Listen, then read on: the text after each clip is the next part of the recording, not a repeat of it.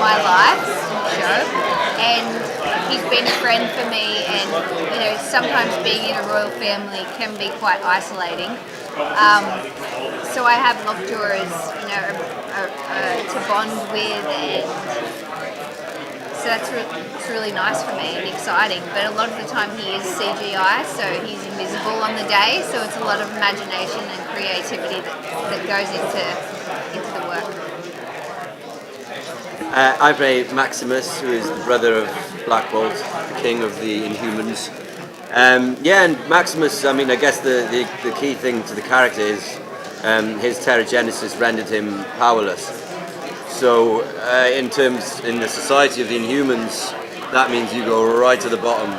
But because he is the brother of the king, he got to be part of the royal family. But yet everyone sort of treats him like the runt, and because he's just a human, which is a very difficult thing for him to deal with. He's been dealing with that all his life. So that sort of made him. He understands the people more, so he can see the suffering of the lower caste, and he wants to change that. And with the imminent threat of humanity discovering the Inhumans, he believes that him and his brother have got very different views of how to move forward, which is where you get the conflict between the brothers. So yeah, I guess that's kind of roughly him. But he's a charismatic revolutionary, really. You spoke a lot about the character yesterday in the panel and sort of like his belief system and his drive. You touched a little bit though. Does he have regret? Is he so fueled by like this cause that he has that he doesn't see the other side? Like, what is his fatal flaw besides the fact that he's making really terrible choices for the betterment, what he believes to be the betterment of the society? Yeah, well, I think. Oh yeah, of course. I mean, he doesn't. He loves his family. They're the only thing he has.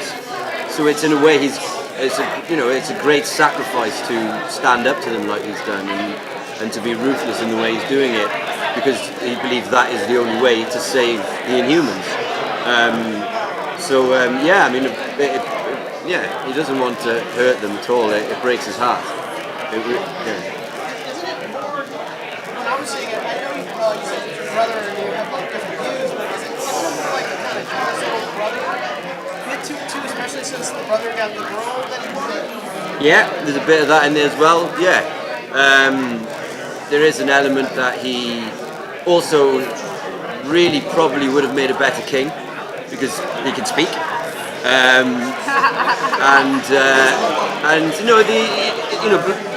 That sort of silence that Black Bolt has is limiting, and it makes him quite cold.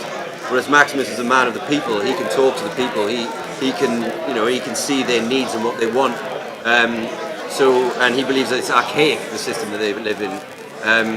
So in a way, he thinks, well, yeah, maybe I should have been a better king than you, and she should be my queen.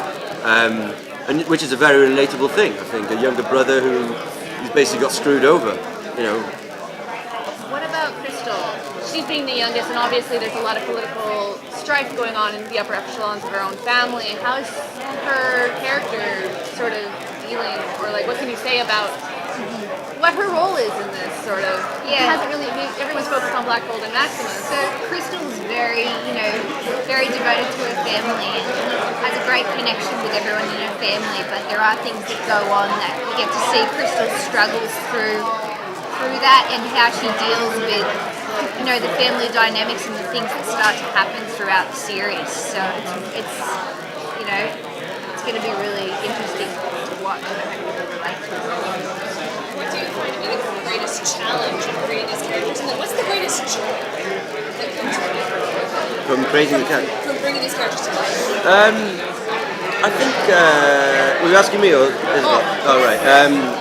I think for me, Maximus, it was that kind of almost playing against what everyone expected him to be. Because everyone's like, oh, Iwan Rheon is playing Maximus the Mad, he's evil, oh yeah, just like he did in Game of Thrones. But for me it was, and I understand the journalists all doing that because they need something to compare to, because they can't just be a new character, which then infects the fans. But anyway, that's my own rant. And no offense. And I think it was the joy of playing against this kind of image that is Maximus the Mad. And it was kind of that, to make him a human, that people can understand what he's going through and what sacrifices he's making to fight for his cause. He's not just a madman who's decided, right, I'm going to take over Atlan. He's got real reasons behind this. So that's kind of the interesting thing for me. My biggest challenge was working with Lockjaw, who is invisible.